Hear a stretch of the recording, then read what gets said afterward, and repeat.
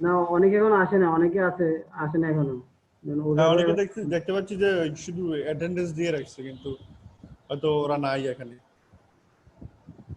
অনেকে আছে। আসসালামু আলাইকুম স্যার। ওয়ালাইকুম আসসালাম, ভালো স্যার। জি স্যার, আপনি ভালো আছেন স্যার? আচ্ছা, তো আপনাদেরকে যেগুলো প্র্যাকটিস করার কথা বলছিলাম ওইগুলো কি করছিলেন? দেখছিলাম। একদিন আগে ক্লাস হয়েছিল তো, তারপরে ভাবটা করা হয়নি। স্যার আর ইংলিশ ক্লাস বেশি হয় না, এর কারণে আরো বেশি প্র্যাকটিস করা হয় না। আপনি মনে হয় ছিলেন না, আপনাকে আমি মনে হয় যে ফার্স্ট আজকে পেলাম আর কি। স্যার আমি ছিলাম, কিন্তু অন্য নাম ছিল। ও ভাই আচ্ছা আসলে আচ্ছা। ওই যে ছিল, ওই যে অনেকের সুযোগ দেওয়া ছিল, ওয়েটিং লিস্ট থেকে আসছিল তো। তো ওরা যারা ওয়েটিং লিস্ট থেকে আসছিল তারা ওই নাম ইউজ করে না, তখন মানে ওয়েটিং লিস্ট থেকে ইয়ে করে না, তো ওই আইসিডিতে ওদের নাম পাঠানো হয়েছে। তো এই জন্য সবাইকে নাম দিতে বলা হয়েছে। এই জন্য আপনার কাছে অনেকের নতুন নতুন মনে হবে, কিন্তু ওরা নতুন না, ওরা আগে আগে স্টুডেন্ট, বুঝছেন? যে এখানে চাইলে তো আপনার 30 জনের জায়গায় 60 জনের রাখা যায়, যেহেতু ভার্চুয়াল ক্লাস না। হ্যাঁ, না এখন ওই যে ভার্সিটিতে ইয়েতে তো 60 জন আমাদের পারমিশন দেয় না, আর স্টুডেন্টরা তো 35 জন আমরা রাখছিলাম। 35 জন স্টুডেন্ট ঠিকমতো তো ক্লাসে আসে না ভাই। প্রথম প্রথম ক্লাসে আসতো, এখন ফোন করে ক্লাসে আনা যায় না। আর আমাদের কুমিল্লার স্টুডেন্টরা তো আপনারা দেখছেন, কুমিল্লার স্টুডেন্টরা খুব অ্যাক্টিভ ছিল, যার কারণে কুমিল্লাতে ফ্রিল্যান্সিং অনেক সাকসেস, অনেক স্টুডেন্ট কাজ করে কুমিল্লাতে। আর ভাই মাগুরা কি অবস্থা জানেন ভাই? ফোন করলে কি বলে যে স্যার আসতেছি, এই তো ঢুকতেছি রুমে, তারপরে 1 ঘন্টা চলে যায়, তার রুমের কোনো নাম নাই। আর আমরা যে আপনাদের ব্যাচের অনেকে তো এখানে অ্যাক্টিভ আছে, অনেকে মার্কেট প্লেসে কাজ করতেছে, ফাইবারে কাজ করতেছে, হ্যাঁ, তারপর আমাদের হচ্ছে এই কুমিল্লাতে অনেক ভালো ভালো পর্যায়ে আছে, লেভেল লেভেল 1 2 পর্যন্ত, লেভেল 2 পর্যন্ত হয়ে গেছে। এই লকডাউনে লকডাউনে 4-5 মাসে $6,500 ইনকাম করছে। হ্যাঁ, অনেকে আমি অনেকে বুঝলেন? দেখতে পাচ্ছি যে অনেক ভালো ভালো পজিশনে আছে, কিন্তু এখনো দেখলাম যে মাগুরার প্রজেক্ট গুলোতে তেমন সবাই অ্যাক্টিভ না। হ্যাঁ, মানে আপনাদের ওনাদেরকে ব্যাচে প্রায় কতজন ছিল? আপনাদের প্রায় 8টা ব্যাচ ছিল সম্ভবত, 8টা হ্যাঁ, না হ্যাঁ, হ্যাঁ, 12টা জানি ছিল। টোটাল ওই যে দুর্যোগ মিলে 12টা। এই যে ইস্টার্নে যেটা ছিল এটার মধ্যে 12টা ছিল। না, স্টেজ ছিল 8টা। 8টা ছিল, তো 8টা যদি 30 জন করে ধরেন, আপনার এই যে 40 সবার জন। মধ্যে, হ্যাঁ আপনার কেউই ফেল করে নাই, এপিক্সে কেউই ফেল করে নাই। এবং যে তাদের যে মেজর কোর্স ছিল এগুলোর মধ্যে দেখলাম যে আমার জানা মতো প্রায় 15-20 জন আপনার মার্কেট প্লেসে কাজ করে, যারা আমার সাথে অ্যাড আছে আর কি। এবং হ্যাঁ, হ্যাঁ, দেখি যে আপনার ফ্রিল্যান্সারে কাজ করে। আর এই কুমিল্লা ইউনিভার্সিটির পোলাপানও দেখলাম যে অনেক ভালো ভালো পজিশনে আছে এখন। হ্যাঁ, ছাত্রগুলো দেখা যাচ্ছে চাকরির লেখা পড়তেছে, ওরা এগুলোই করতেছে, অনেক ভালো পজিশনে আছে। মাগুর একটা সমস্যা কি জানেন ভাই? ওনাদের একটা সমস্যা, ওনাদেরকে কিছু বললে ওনারা ওই কথাটা শুনে না, বুঝছেন? যেটা সবচেয়ে বড় বিরক্তিকর জিনিস। আমরা তো ওনাদের ভালোর জন্য বলি, তাই না? হ্যাঁ, এটা তো অবশ্যই। কিন্তু ওনারা বুঝতেছে না, পরে বুঝবে। একটা সবাই অ্যাটেন্ড আছে তো না?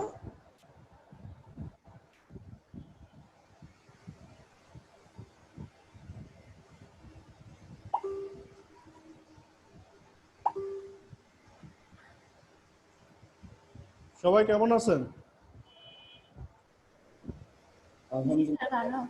আলহামদুলিল্লাহ স্যার, আপনি ভালো আছেন? জি, আলহামদুলিল্লাহ ভালো। আচ্ছা, আপনাদেরকে যে অ্যাপটিক্সের যে ক্লাসটা, ওই ক্লাসের যে 4টা ফরম্যাটের মধ্যে 3টা ফরম্যাট আপনাদের এর আগে আলোচনা করা হয়েছিল, এবং কিছু না প্রায় স্টেপ বাই স্টেপ আমরা ক্লাসে ভাই প্র্যাকটিস করেছিলাম। ভাই হ্যাঁ, আমি বলতে আরেকটা কথা বলি, যে আপনাদের আরেকটা কথা বলি, যে এই যে আপনাদের যে ট্রেনার আছে, মানে স্যার আছে, ইংলিশ টিচার, মানে ট্রেনার স্যার, উনি আমারও টিচার, কিন্তু আমিও ওনার কাছ থেকে এরকম মানে আপনাদের মতো ক্লাস করছি। উনিও কিন্তু আমার টিচার, বুঝতে পারছেন? বুঝেন?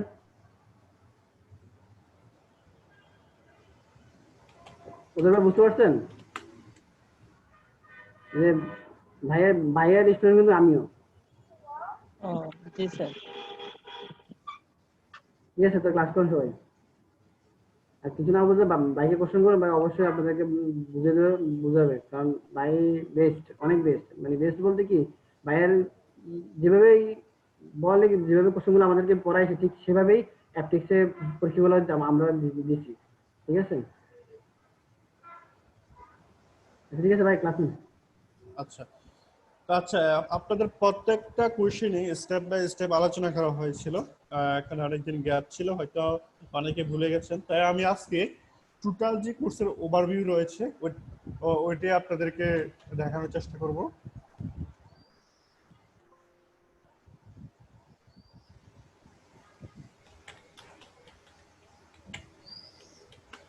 স্যার আপনার কাছে একটা প্রশ্ন ছিল। হ্যাঁ জি বলুন। স্যার আমাদের অ্যাপটিক্স এর ক্লাসের রেকর্ডটাও কি আমরা পেতে পারি? হ্যাঁ স্যার, এই ক্লাসের রেকর্ডটাও কি আমরা পেতে পারি পরবর্তী? মানে রেকর্ড বলতে এই যে ক্লাস হচ্ছে যেটা, জি, ক্লাসের একটা রেকর্ড থাকে না, ক্লাস রেকর্ডিং। ওইটা আমি বলতে পারবো না। ওই যে ইয়া সবুজ ভাইকে ওনাকে জিজ্ঞাসা করবেন, উনি বলতে পারবে। এটা ওনার দায়িত্ব। জি স্যার। আচ্ছা আচ্ছা, আমি আজকে টোটালি আপনার যে কিভাবে এক্সামে আসবে না আসবে এটা আগে আমরা অনেক প্র্যাকটিস করেছিলাম, আজকেও আমি টোটালি এই বিষয়টা নিয়ে আলোচনা করব। আর আপনাদের পরবর্তী ক্লাস কবে? স্যার বৃহস্পতিবার। স্যার একদিন স্যার পর। বৃহস্পতিবারে স্যার। আচ্ছা, আর বৃহস্পতিবারে আপনাদের একটা ভাইভা হবে আর একটা পার্শিয়াল টেস্ট হবে, তারপরে আপনাদের ক্লাস শেষ। তারপর যদি কারো কোনো সমস্যা থাকে তাহলে আমাকে নক করবেন, তাহলে আমি আপনাদেরকে হেল্প করার ট্রাই করব।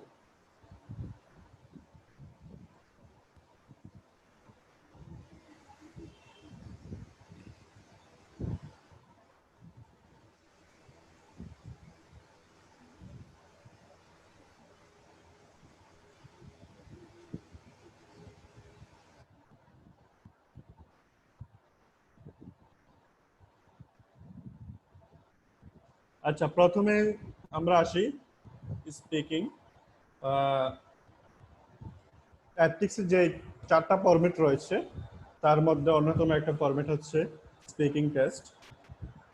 সচরাচর আমরা অ্যাপটিক্সে আমরা ভাষাগত কোনো দক্ষতার জন্য কোনটা ধরে থাকি, যেমন স্পিকিং, রিডিং, রাইটিং, লিসেনিং, এই 4টা ফরম্যাট নিয়ে আমরা।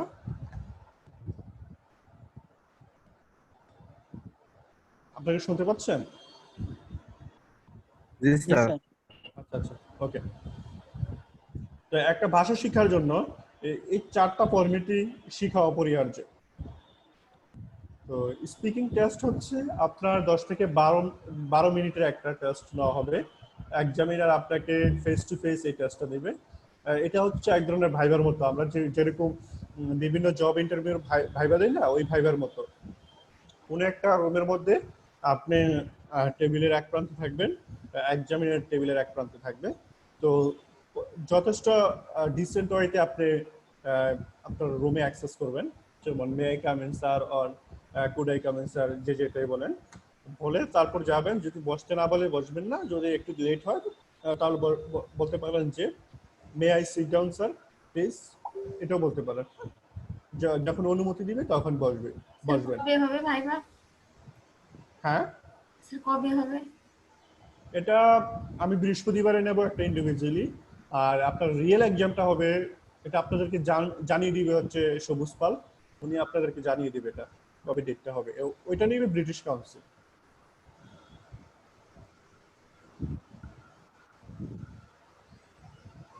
আচ্ছা, এটা হচ্ছে আপনারা তারপর বসার পরে থ্যাংক ইউ দিবেন।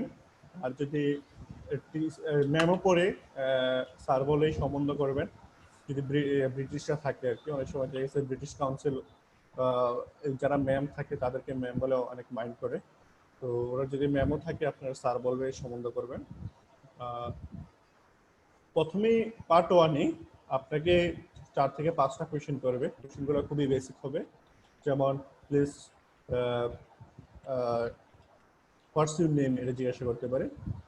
হোয়ার you come from, please tell me about your home town, about your education background, about your country, your spare time, leisure activities, এইসব টাইপের যে বেশি কোশ্চেন থাকে ওই কোশ্চেনগুলোকে আপনি শুরু করে আস্ক করবেন। তো আপনারা যেটা বলে যেমন পার্সন নেম, তো আপনারা শুধু আপনাদের নামটা বলবেন না, বলবেন যে মাই নেম ইজ বা দিস ইজ, এভাবে বলবেন, মানে একটা পূর্ণাঙ্গ সেন্টেন্স তৈরি করে। স্পিকিং মানে কি, আপনাকে কথা বলতে হবে। আপনি যত কম কথা বলবেন মনে করবেন সেখানে নেগেটিভ মার্কস চলে আসবে। এখানে এক ধরনের আপনি বাচালের মতো হয়ে যাবেন। আপনাকে একটা কোশ্চেন করলে যেমন আপনাকে জিজ্ঞাসা করতে পারে যে your leisure activities, what's your leisure activities, তো leisure activities বলবেন যেগুলো আপনি করেন। যদি বলেন যে when I have some free time I try to travel different parts of the country because I gather lots of knowledge and earn different custom and cultures, এইভাবে একটু লং করার চেষ্টা করবেন, মানে কারণটাও বলে দিবেন। তো শুরুতে বললাম একদমই কমন কোশ্চেন থাকবে, অ্যাবাউট ইউর ফ্যামিলি থাকতে পারে, what do you like to do on weekend এটা থাকতে পারে, please tell me about your home town, এমন টাইপের কোশ্চেন থাকতে পারে। এগুলো আরো প্র্যাকটিস করার জন্য আপনাদেরকে যেতে হবে www.mentorspeaking.com, ওইখানে অনেক ধরনের স্যাম্পল পাবেন, ওইখান থেকে প্র্যাকটিস করে নেবেন। তাহলে একটু লিংকটা যদি দিয়ে দিতেন স্যার ভালো হতো। আচ্ছা, আপনার ক্লাসে আমরা সবগুলো লিঙ্ক দিয়ে দেবো। আগেও হয়তো মানে এই লিংকটা দিছিলেন মনে হয়। হ্যাঁ হ্যাঁ, দেওয়া হয়েছিল।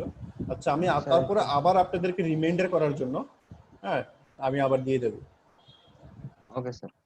স্পিকিং পার্ট 2 তে হচ্ছে আপনাদেরকে দুইটা কোশ্চেন আস্ক করবে, ওই কোশ্চেনগুলো আনসার দিবেন।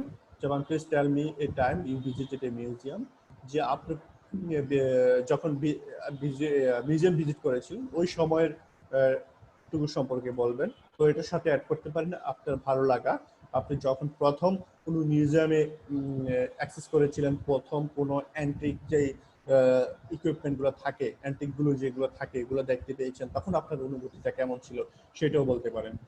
Please do you think people should pay to visit museum or should they be free? এখন আপনি কি মনে করেন মিউজিয়ামে অ্যাক্সেস করার জন্য কি ফি দেওয়া প্রয়োজন নাকি দেওয়া প্রয়োজন না, সেটাও আপনি মতামতটা তুলে ধরবেন কেন প্রয়োজন।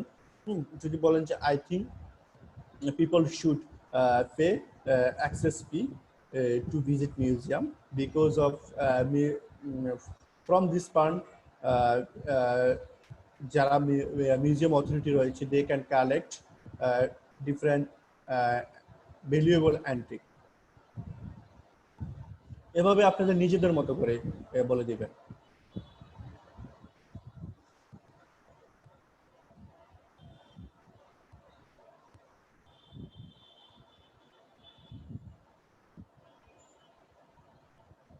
তারপর আসেন পার্ট 3 তে হচ্ছে এক ধরনের কম্পারিজন টাইপের, কম্পেয়ার করবেন দুইটা জিনিসের মধ্যে। এগুলোর মধ্যে আপনার ডিগ্রিটা ইউজ করতে পারেন, কম্পারেটিভ সুপারলেটিভ যে ডিগ্রি থাকে না ওইগুলা ইউজ করে আপনি কথাটা বলতে পারেন। যেমন what kind of people this to sports between say আপনার বাস্কেটবল এন্ড গলফ, কোন ধরনের পিপল এই দুইটা খেলা থাকে। হ্যাঁ, তো আমরা যেটা আগে পড়েছিলাম, যারা ইয়াঙ্গার, মোর ইয়াঙ্গার, যারা টিম ওয়ার্ক করতে পছন্দ করে তারা আপনার বাস্কেটবল খেলে থাকে, যারা হচ্ছে একটু ওল্ড জেনারেশন যাদের টাকা পয়সা অনেক তারাই হচ্ছে গলফ খেলে থাকে। কারণ হচ্ছে গলফ একটা আপনার ভ্যালুয়েবল একটা না, এগুলো হচ্ছে এক্সপেন্সিভ খেলা।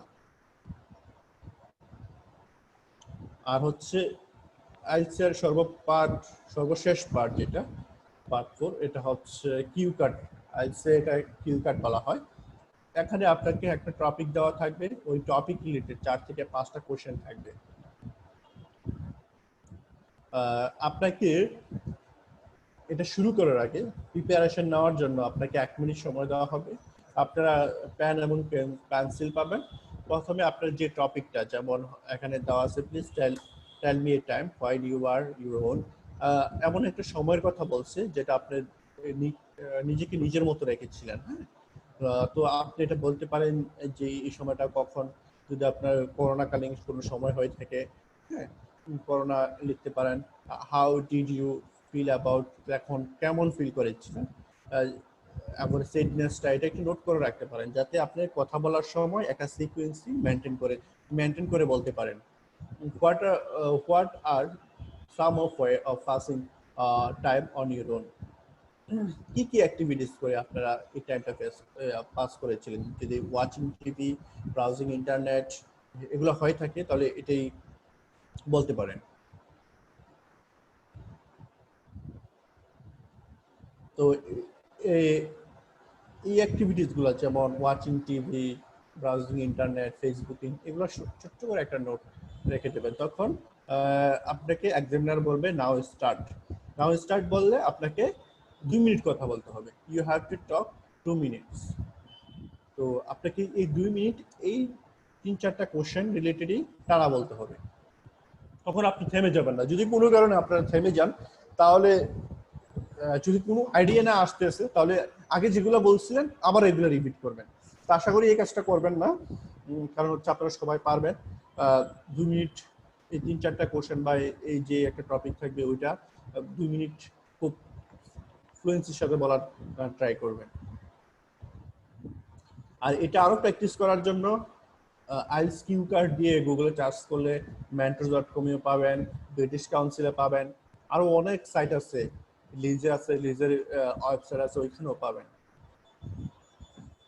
আপনার কথা শোনার জন্য ভয় করছে এখন।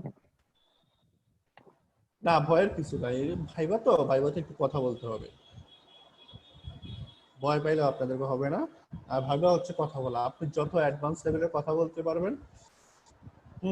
স্যার আমাদের কি যে স্যাররা ক্লাস নিচ্ছে এই স্যাররাই থাকবে না অন্য স্যার থাকবে?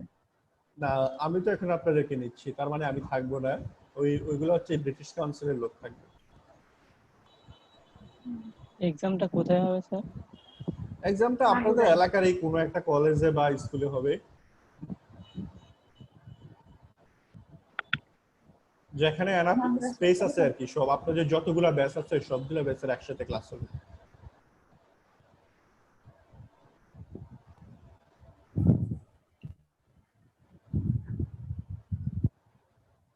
বুঝতে পেরেছেন? স্পিকিং নিয়ে আর কারো কোনো সমস্যা আছে?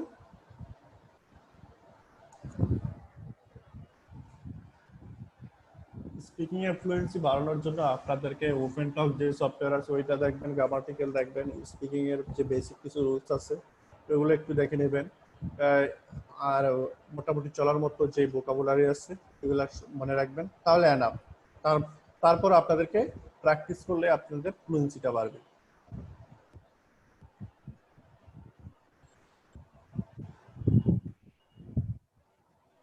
জি sir.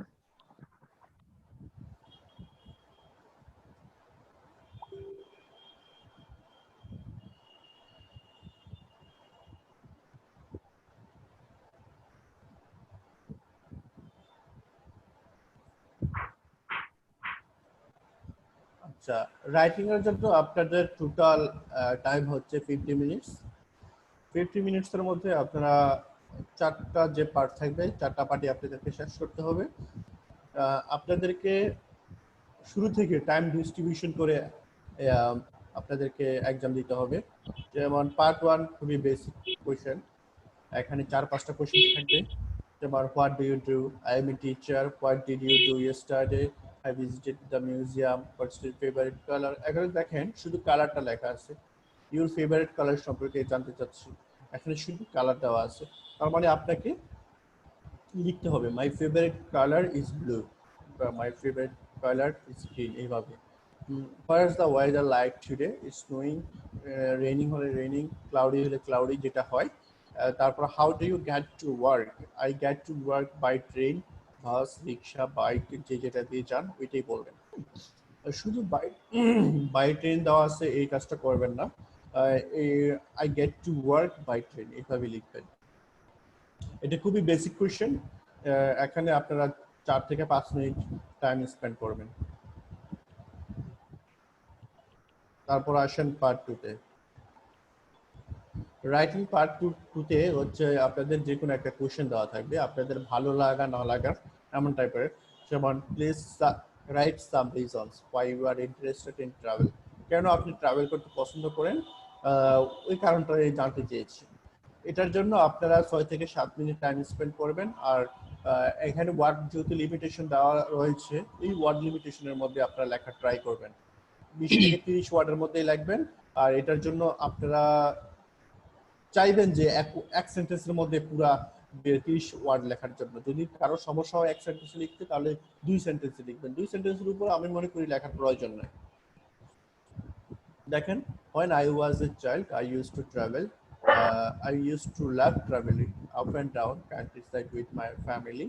And back then we used to drive and we would like to so much stuff as for camping and other activities. তো এখানে বলছে যে আমি যখন ছোট ছিলাম আমার ফ্যামিলি মেম্বারদের সাথে কান্ট্রির যে চারপাশে টুরিস্ট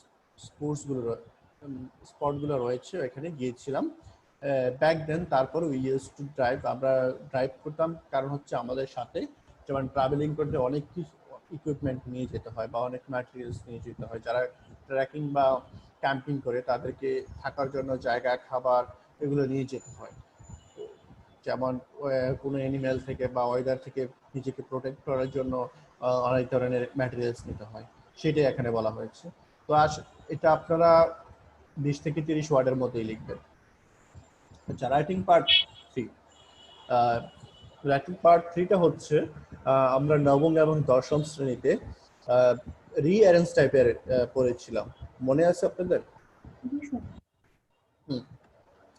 আর এখানে হচ্ছে আপনাদেরকে কোশ্চেন আকারে দেওয়া থাকবে। এই কোশ্চেনের প্রত্যেকটা আনসার কোশ্চেন ওয়াইজ আপনাকে 30 থেকে 40 ওয়ার্ডের আনসারটা দিতে হবে। হ্যাঁ, যেমন দেখেন এটা একটা হচ্ছে ডায়ালগ। আপনাকে যে সময় আমরা এর আগে আলোচনা করেছিলাম ক্লাসে, তখন বলছিলাম আপনারা হচ্ছেন একজন ক্লাব মেম্বার। তো এখানে দেখেন, you are a member of a travel club, you are talking with some members in a travel club chat room. Talk to them using sentence. Using 30 to 40 words per answer. You have to 10 minutes to do this. আপনাকে এটার জন্য আপনাকে 10 minute সময় দেওয়া হবে। আর এই হচ্ছে total writing এর জন্য আপনাকে 50 মিনিট সময় দেওয়া হবে। হ্যাঁ, তো আপনি আপনার মতো করে ডিস্ট্রিবিউশন করে নেবেন। তো এটার জন্য টাইম লিমিটেশন হচ্ছে 10 মিনিট। এটা আবার এমন না যে আপনাকে 10 মিনিট পরে বলবে যে আপনি ফোরে চলে যান। আপনাকে কিন্তু টোটাল এই 4টা পার্টের জন্য 50 মিনিট সময় দেওয়া হবে। তো এখানে দেখেন 30 থেকে 40 ওয়ার্ডের মধ্যে একটা আনসার দেওয়া হয়েছে। এই আনসারগুলো যে কোশ্চেনগুলো যে থাকবে তা না, যে কোনো ধরনের কোশ্চেন হতে পারে। এই জন্য আপনাদেরকে একটু প্র্যাকটিস করতে হবে। প্র্যাকটিসের জন্য রাইটিং মেন্টরসের যে সাইটটা রয়েছে ওইখানে রয়েছে, বা আইএলটিএস এর রাইটিং চার্জ দিলে অনেক ধরনের রাইটিং পাবেন। প্রত্যেকদিন এক পেজ করে লেখালেখি করবেন। আশা করি ভালো, মানে কিছুদিন এইভাবে কন্টিনিউ করলে 5-6 মাসের মধ্যে একজন ইংলিশে ভালো কমান্ড দিতে পারবেন। তারপর দেখেন, welcome, there are most interesting place to visit in your country. তো বলছে যে মোস্ট ইন্টারেস্টিং প্লেস, কেউ একজন আপনাকে জিজ্ঞাসা করছে যে আপনার কান্ট্রির মধ্যে যে টুরিস্ট স্পটগুলো রয়েছে এগুলার কোনগুলো মোস্ট ইন্টারেস্টিং। তো এটা আপনি তুলে ধরবেন। এটা এখানে যেটা দেওয়া আছে ওদের নিজেদের মতো করে আছে, আপনারা যে এরকম দিতে হবে তা না, আপনারা আপনি নিজেদের মতো করে দিবেন। যদি কমন ল্যাঙ্গুয়েজ ইউজ করেন সমস্যা নেই, তবে রাইটিং এর ক্ষেত্রে গ্রামাটিক্যাল কারেক্ট আছে কিনা সেটার দিকে লক্ষ্য রাখবেন। What is the most exciting journey you have been on? আপনার মোস্ট লাইফে মোস্ট এক্সাইটিং জার্নি কি ছিল? এই হচ্ছে পার্ট 3 তে। আর পার্ট 4 এ হচ্ছে আপনাকে ফর্মাল এবং ইনফর্মাল রাইটিং লিখতে হবে। ধরেন আপনি হচ্ছেন ক্লাব মেম্বার। হ্যাঁ, ফর্মাল এবং ইনফর্মাল রাইটিংটাকে আমাদেরকে আগে বুঝতে হবে। ইনফর্মাল রাইটিং হচ্ছে যেটা আমরা ফ্রেন্ড সার্কেলের সাথে কথা বলার সময় ইউজ করি, বা ফ্যামিলি মেম্বার বলেন, গার্লফ্রেন্ড বলেন, যে যার সাথে মানে ইনফর্মাল ভাবে যার সাথে কথা বলি আর কি, এই সময় যে টার্মগুলো ইউজ করি এগুলো হচ্ছে ইনফর্মাল ল্যাঙ্গুয়েজ বা রাইটিং। আর ফর্মাল হচ্ছে আমরা যখন কর্পোরেট লেভেলের সাথে কমিউনিকেশন করব, যখন আমরা ক্লায়েন্টের সাথে কমিউনিকেশন করব, তাহলে অবশ্যই আমাদেরকে একটা ফর্মাল হইতে যেতে হবে। আমরা বন্ধুদেরকে তুই বলি, একজন ক্লায়েন্টদেরকে তো ধরে তুই বলতে পারবেন না। এখানে দেখেন ইনফর্মাল রাইটিংটা হচ্ছে কোন একটা মেইল আসবে, এই মেইলের বিপরীতে আপনাকে একটা আনসার দাঁড় করাতে হবে 50 ওয়ার্ডের মধ্যেই। এই যে দেখেন এটা হচ্ছে আনসার 50 ওয়ার্ডের মধ্যে। কোনো কিছু যদি খারাপ লাগার মতো বলে তখন আপনাকে ঠিক ফর্মাল ওয়েতে আপনাকে আনসারটা দিতে হবে। আর ইনফর্মাল রাইটিংটা হচ্ছে 120 থেকে 150 ওয়ার্ডের মধ্যে লিখবেন। এটার জন্য আপনাকে 20 মিনিট সময় দেওয়া হবে। এটা ডিআর ক্লাব সেক্রেটারি দিয়ে শুরু করতে পারেন, নিচে একদম লেখার শেষে রিগার্ডস দিয়ে আপনার নাম দিয়ে দিবেন।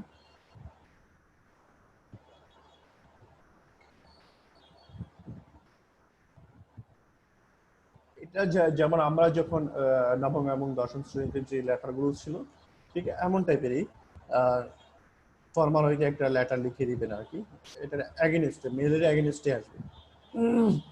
এই মেইলের এগেইনস্টে আপনাকে দুইটাই লেখা লিখতে হবে। ধরেন প্রথমটা হচ্ছে ইনফর্মাল রাইটিং, তারপরেরটা হচ্ছে এখানে বললো write and email to the secretary of the club, write about your feelings and what would you like to do using 120 to 150 words.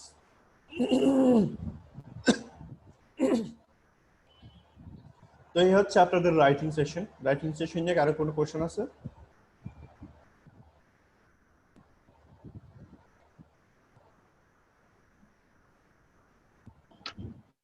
এটা আমাদেরকে পুরোটাই অ্যান্সার দিতে হবে? হ্যাঁ, পুরোটাই দিতে হবে। এই মেইলের ক্ষেত্রে কি মানে এখানে যেরকম দেওয়া আছে এরকমটাই আসবে নাকি যে কোনো একটা বিষয়ের উপর আসতে পারে মেইল? যে কোনো বিষয় নিয়ে আসতে পারে, টপিক চেঞ্জ। এটা তো হচ্ছে আপনার ল্যাঙ্গুয়েজ, আপনি ভাষা কতটুকু জানেন সেটা যাচাইয়ের একটা টেস্ট। তো এখন যদি এটাই দিয়ে দেয় তার মানে কি এটা মেমোরাইজ হয়ে যাবে? তো মেমোরেবল কোনো কিছুই আপনার গ্রহণযোগ্য না। যে কোনো একটা টপিক দিতে পারে আপনাকে।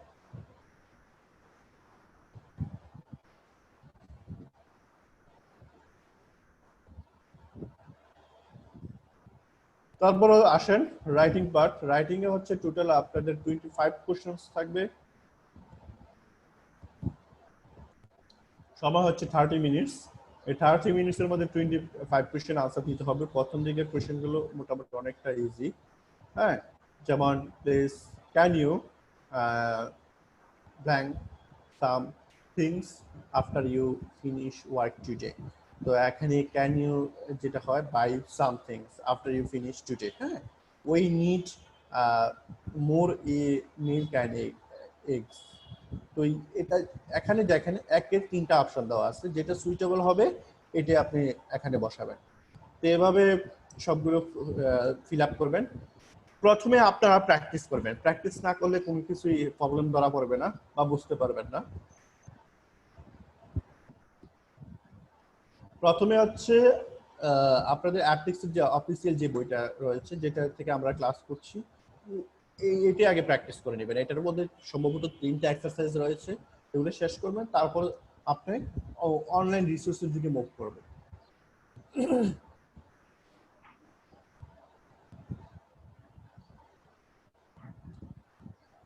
রিডিং পার্ট 2-তে হচ্ছে আমরা নবম এবং দশম শ্রেণীতে যে রিয়ারেঞ্জ টাইপের করেছিলাম ওইটা হচ্ছে ঠিক এমনই। রিয়ারেঞ্জ টাইপের আপনাকে এলোমেলো সেন্টেন্স দেওয়া থাকবে, আপনাকে অ্যারেঞ্জ করতে হবে। যেমন William Bell was born in Argentina in 1953। তার মানে এখানে হচ্ছে কারোর জীবনী নিয়ে কথা বলা হয়েছে। সেই ক্ষেত্রে আপনার যদি জীবনী নিয়ে বলা হয়ে থাকে তো নর্মাল থেকে আমরা কি বলি, কারোর জন্ম প্লেস আসে, সাল আসে, তারপর হচ্ছে ওনার চাইল্ডহুড আসে, এডুকেশন ব্যাকগ্রাউন্ড আসে, ওনার অ্যাক্টিভিটিস আসে, ওনার পপুলারিটি আসে, তারপর হচ্ছে ওনার অ্যাওয়ার্ড, তারপর হচ্ছে ওনার মৃত্যু। এমন টাইপের একটা সিকোয়েন্সি একটা মেনটেন করে যেটাকে লাইফ সার্কেল বলা হয়। এটা আরো প্র্যাকটিস করার জন্য englishninja.com রয়েছে। ওই englishninja.com-ই আপনারা ঢুকলে আরো প্র্যাকটিস করতে পারবেন, বা নবম এবং দশম শ্রেণীতে যে বইগুলো রয়েছে ওইগুলো থেকে রিয়ারেঞ্জ টাইপের যেগুলো রয়েছে প্র্যাকটিস করবেন। আর এখানেও 3টা এক্সারসাইজ রয়েছে, ওইগুলো প্র্যাকটিস করবেন। রিডিং পার্ট 3 এখানে হচ্ছে আপনাকে নিচে অপশন দেওয়া থাকবে, A B C D E F G দ্বারা অপশন দেওয়া থাকবে। আর একটা প্যাসেজ দেওয়া থাকবে, প্যাসেজের মাঝখানে ব্ল্যাঙ্ক থাকবে। প্রত্যেকটা সেন্টেন্সকে আপনাকে সুইটেবল ওয়ার্ড দ্বারা ফিল আপ করতে হবে। এটা আমরা অনেক ক্লাসে মনে কয়েকবার করেছিলাম। তো এগুলো আপনারা প্র্যাকটিস করে নেবেন। এগুলো আসলে এভাবে আর কোনো কিছু বলার নেই। আপনারা প্র্যাকটিস করলে আপনাদের সমস্যা ধরা পড়বে। যদি কোনো সমস্যা ফেস করেন তাহলে আমাকে নক দিবেন, আমি যথাসাধ্য হেল্প করার চেষ্টা করব। রিডিং পার্ট 4 এর মোড ক্রিটিক্যাল। আপনাদের অ্যাপটিক্স এর মধ্যে আমি মনে করি যে মোস্ট ক্রিটিক্যাল একটা সেকশন হচ্ছে হেডিংস ম্যাচিং। এখানে দেখেন, আমরা যখন কোনো একটা হেডিংস পড়ি, মানে কোনো একটা আর্টিকেল পড়ি, আর্টিকেলের উপরে একটা হেডিংস দেওয়া থাকে। যদি অ্যাক্সিডেন্ট টাইপের হয় তাহলে দুই বাসের মুখোমুখি সংঘর্ষ বা এমন ধরি যে এমন একটা শিরোনাম থাকে, তাহলে আমরা কি বুঝতে পারি যে ভিতরে কোনো একটা বাস দুর্ঘটনা বা কোনো একটা দুর্ঘটনা নিয়ে কথা বলছে।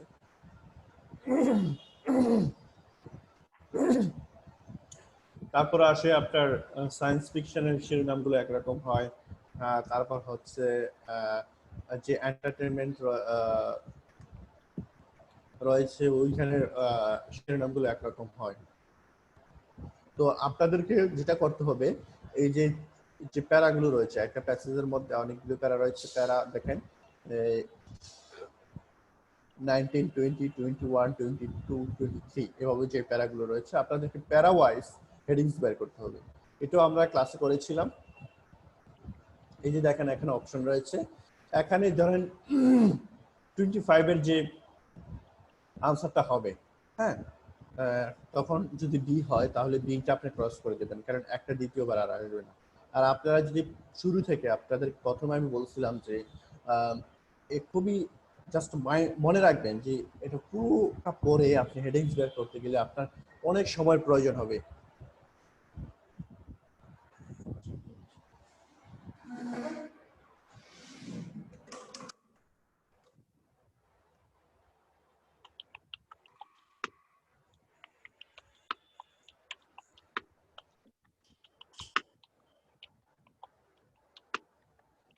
পুরোটা পরে একদম সম্পূর্ণটা পরে যদি আপনি হেডিংস ম্যাচিং করতে যান, তাহলে আপনার সমস্যা হয়ে দাঁড়াবে টাইম ম্যানেজমেন্টে। আপনি টাইম ঠিকভাবে ম্যানেজ করতে পারবেন না। সেজন্য আপনাকে যেটা করতে হবে, প্রথমে একটা প্যারা যেটা হেডিংস বের করবেন, এটা প্রথম সেন্টেন্সটা পড়বেন। পরে আপনারা থিঙ্ক করবেন যে আপনারা কোনো ইম্পর্টেন্ট কোনো কিছু পেয়েছেন কিনা। যদি মনে করেন যে ইম্পর্টেন্ট কোনো কিছু পেয়েছেন, তাহলে সরাসরি আপনারা অপশনগুলোতে চলে যাবেন। ওইখান থেকে সুইটেবল যেটা মনে হবে সেটা আপনারা সিলেক্ট করে নেবেন। যদি প্রথম সেন্টেন্স মনে করেন যে কোনো সুইটেবল কোনো কিছু পান নাই, তাহলে দ্বিতীয় সেন্টেন্সে চলে যাবেন। আর however on the other hand, এগুলো যদি থাকে কন্ট্রাডিক্টরি ওয়ার্ড, ওই কন্ট্রাডিক্টরি ওয়ার্ডের পরের সেন্টেন্সটাই হচ্ছে আপনার মানে আনসারটা যেটা মিন করবে, ওইটা হচ্ছে পরের ওয়ার্ড সেন্টেন্সটা। তার মানে ওই সেন্টেন্সটা খুবই ভালোভাবে করবেন। এই হচ্ছে আপনাদের টোটাল যে আপনাদের এক্সাম হবে ওইটার ওভারভিউ। কারোর কোনো সমস্যা আছে? না স্যার। আমি আরো কিছু কিছু ইয়ে দেখাচ্ছি আপনাদেরকে। কিছু ইউটিউবে ভিডিও রয়েছে অ্যাপটিক সম্পর্কে, ওইটাতে দেখতে পারেন কোন কোন বিষয়ের উপর কি কি বিবেচনা করে মার্কস দিবে।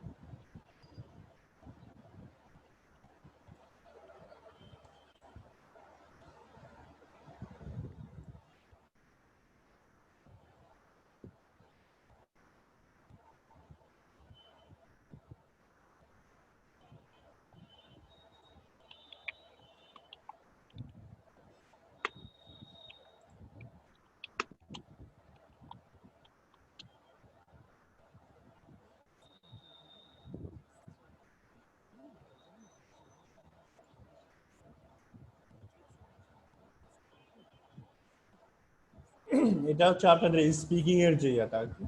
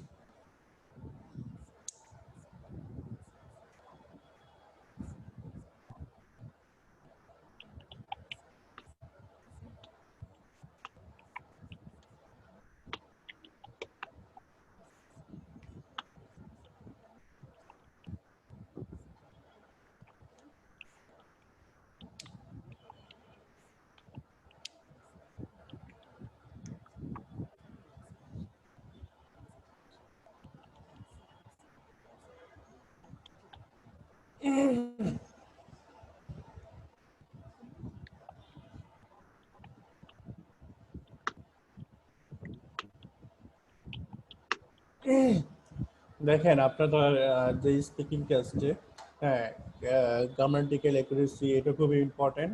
এই যে পাঁচটা বিষয়ের উপরে আপনাদেরকে মার্কিং করবে। কেমন টাইপের ভোকাবুলারি বলছেন, প্রনাউন্সিয়েশন কেমন, আপনি কথা বলার সময় কোনো সাইড বিল করছেন কিনা, বা আপনার আইডিয়াটা কেমন ছিল। এই যে পাঁচটা যে ইস্যু রয়েছে, এই পাঁচটা ইস্যুর উপর বেস করে আপনাকে মার্কস দিবে।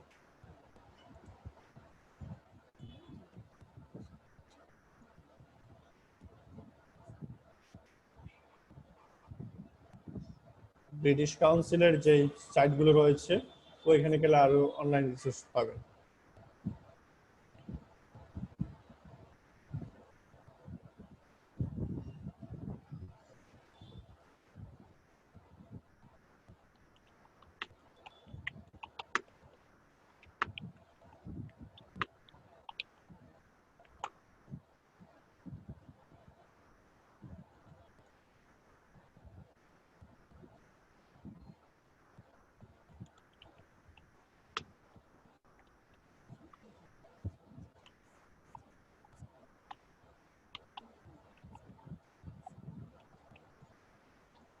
আচ্ছা, আমরা সচরাচর আমরা কি করে, মানে এক্সামটা দেই হচ্ছে পেপার বেস, মানে পেন এবং পেন্সিল দিয়ে তো আমরা এক্সাম দিই। আর আপনাদের এক্সামটা হবে কম্পিউটার বেস, মানে হচ্ছে কোনো একটা মাইক্রোসফটের মতো একটা ফাইল থাকবে, ওইখানে আপনারা টাইপ করে এক্সামটা দিতে হবে। এটা তো বুঝতে পেরেছেন না? জি স্যার। স্যার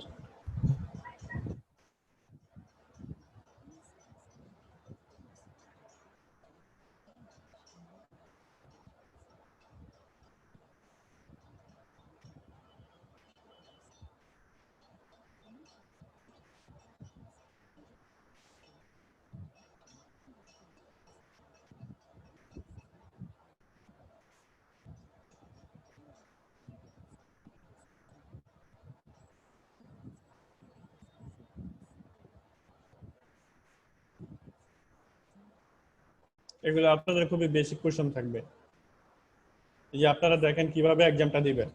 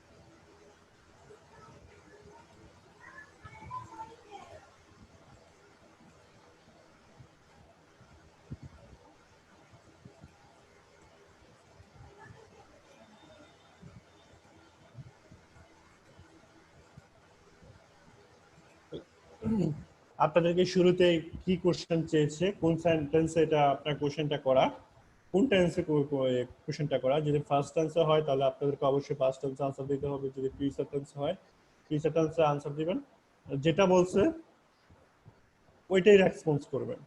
তারপর লেখার আগে আপনি একটা প্ল্যান করবেন যে কি লেখা যায়, মানে আপনার আইডিয়াটা কি। তারপর এটার মধ্যে কোনো ভুল আছে কিনা ওইটা দেখবেন, টাইম ওয়ার্ড লিমিটেশন ঠিক আছে কিনা ওইটা দেখবেন। তারপর হচ্ছে স্ট্রাকচারটা ভ্যারাইটি করবেন, মানে সেন্টেন্স গুলো, মানে সবগুলো সেন্টেন্স একরকম করবেন না। তারপর কোনো ভোকাবুলারি ভুল আছে কিনা বা কোনো গ্রামাটিক্যালি ভুল আছে কিনা ওইগুলোতে লক্ষ্য করবেন। আবার রাইটিং রিডিংটা দেখেন যে রিডিংটা কিভাবে এক্সাম দিবেন, হ্যাঁ ওই কিভাবে আনসার গুলো নিয়ে আছে।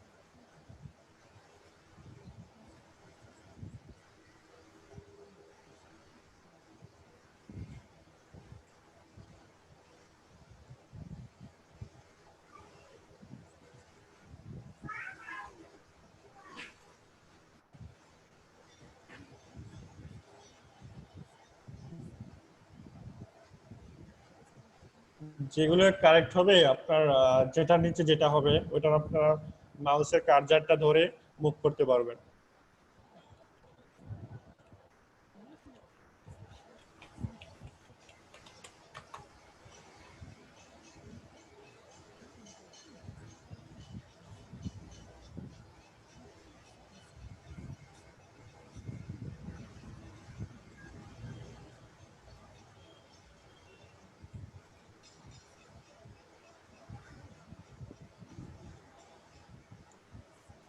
নিচে 1 1 2 করে ইয়ে থাকবে আপনার হেডিংসটা থাকবে, ওই হেডিংসের যদি বি প্যারাটা বি হয় বি দিবেন, সি হলে সি দিবেন, এভাবে।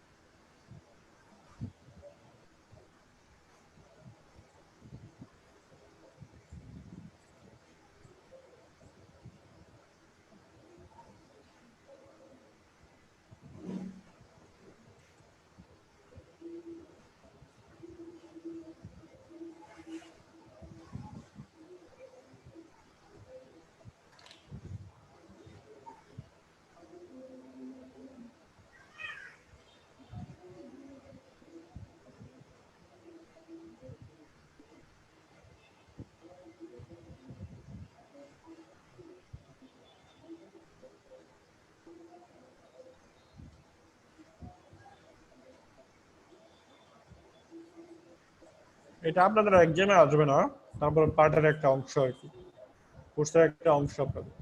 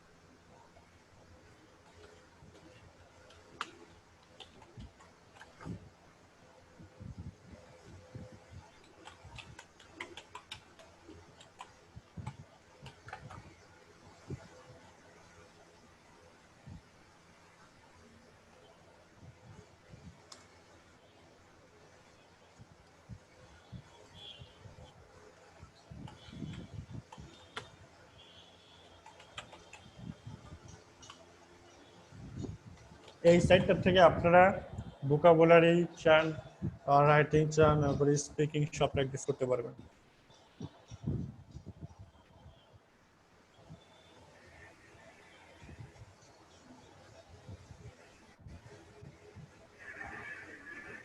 তো আমাদের লিঙ্ক গুলো আজকে দিয়ে দিন।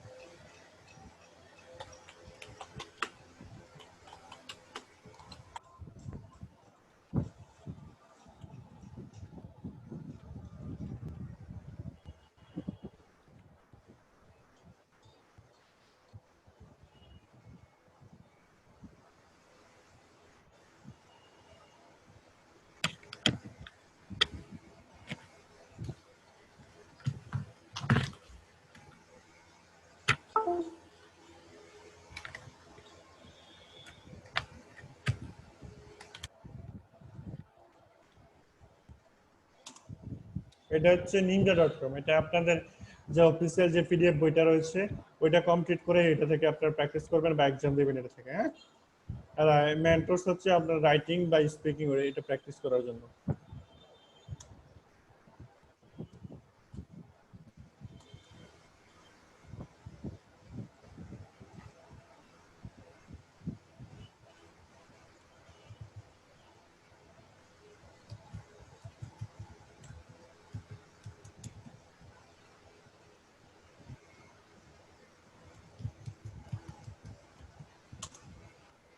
এটা হচ্ছে আপনার হেডিংস বা রিডিং যে এক্সামগুলো রয়েছে এটা দেওয়ার জন্য।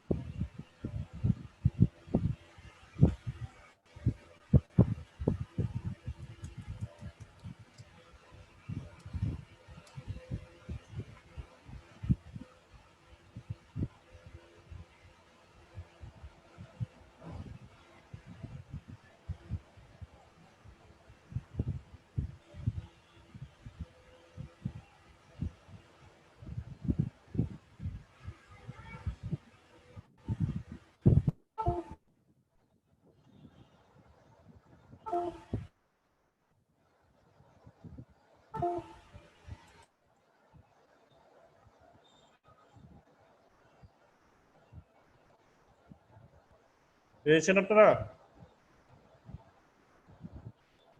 জি স্যার। এগুলো সব ডাউনলোড করে জি নিন। স্যার। আর এই আপনাদের নেক্সট ক্লাস হচ্ছে বৃহস্পতিবার না? জি স্যার। আচ্ছা, বৃহস্পতিবার আপনাদের একটা ভাইভা নেব। আর একটা পার্শিয়াল টেস্ট নেব। হ্যাঁ, আজকে যারা ক্লাস মিস করছে তাদেরকে একটু ইনফর্ম করে দিবেন এবং আপনারা কেউ মিস করবেন না, ঠিক আছে? Okay sir. ভাইবাটা কেমন হবে স্যার? মানে কি কি এগুলো ডাউনলোড করে নিন সবাই।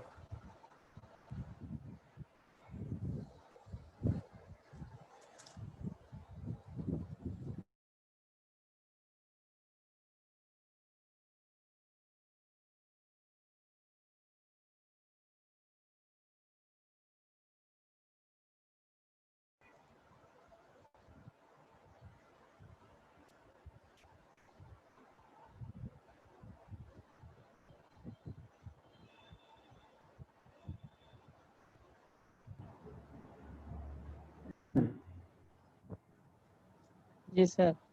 ওই যে ভাইয়া যেগুলো দিচ্ছে রিসোর্স ওগুলো ইয়ে করে কপি করে আপনাদের গ্রুপে মেসেঞ্জার গ্রুপে দিয়ে দেন।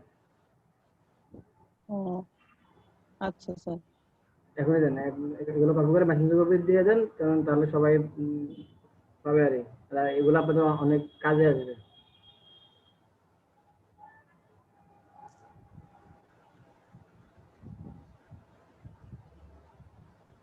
কারণ ব্রিটিশ কাউন্সিলের পরীক্ষা যদি নেবে, ব্রিটিশ কাউন্সিলর আমাকে কেন, আমি প্রজেক্ট কোঅর্ডিনেটর, আমাকে কেন, আমার কোম্পানির এমডি আসলো তাদেরকে সুযোগ দেবে না, বুঝতে পারছেন? জি স্যার। ওদের ইয়ে পরীক্ষা মানে নেওয়া আমাদের প্রজেক্টে টোটালি কারোর হাত থাকবে না, মানে টোটালি আপনারা অর্গানাইজ করবে, গাইডলাইন দেবে হচ্ছে ব্রিটিশ কাউন্সিল। তো আপনারা ওইভাবে প্রিপারেশন নিয়ে নেবেন।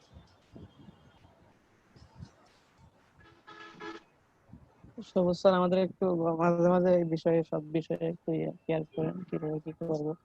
স্যার একটা আপনার ক্লাস প্র্যাকটিস করতে হবে, প্র্যাকটিস না করলে আসলে বিষয়গুলো ধরতে পারবেন না, আপনাদের কোথায় সমস্যা আছে সেজন্য তো আপনারা আগে প্র্যাকটিস করতে হবে। আমি ভাইয়া আপনাদেরকে প্রথম ক্লাসে বলছিলাম যে প্র্যাকটিস করার জন্য।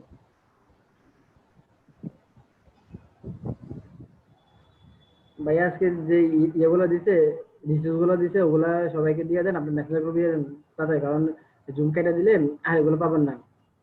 এগুলো ইয়ে করেন, মেসেঞ্জার গ্রুপে সবাইকে দিয়ে দেন, আর সবাই এগুলো প্র্যাকটিস করেন। এগুলো থেকে কমন, মানে এগুলোই সেম, এগুলোই ব্রিটিশ কাউন্সিলের প্রশ্ন হচ্ছে কি ভাই, হ্যাঁ ওই যে ব্রিটিশ কাউন্সিলের প্রশ্ন তো সেম থাকে, শুধু জাস্ট একটু হ্যাঁ উলট পালট থাকে। আমরা যেভাবে পরীক্ষা দিয়েছিলাম না পাঁচ স্টুডেন্ট থাকতে, এবারে আমার প্রজেক্টে ইয়েতে মানে বিষয়টা যে পরীক্ষা ছিল সেম কোশ্চেন, শুধু একটু উল্টো পাল্টা ছিল, তবে সেম কোশ্চেন। হ্যাঁ, এগুলো সেমে থাকবে, মানে কাছাকাছি থাকবে আর কি, 19-20 থাকবে। হ্যাঁ হ্যাঁ, 19-20, ওই যে টেবিলটা আছে না, হ্যাঁ টেবিলটা তারপরে ক্লাব, হ্যাঁ, এগুলো হুম সব সেম। আমি তো ভিতরে ছিলাম, আমি মানে আমি কথা বলতে পারি নাই, বা আমি জাস্ট ওই যে ছবিগুলো উঠানোর জন্য কোশ্চেনগুলো দেখতে পারি, আর ওনারা তো কারোর সুযোগ দেয় না। হ্যাঁ হ্যাঁ,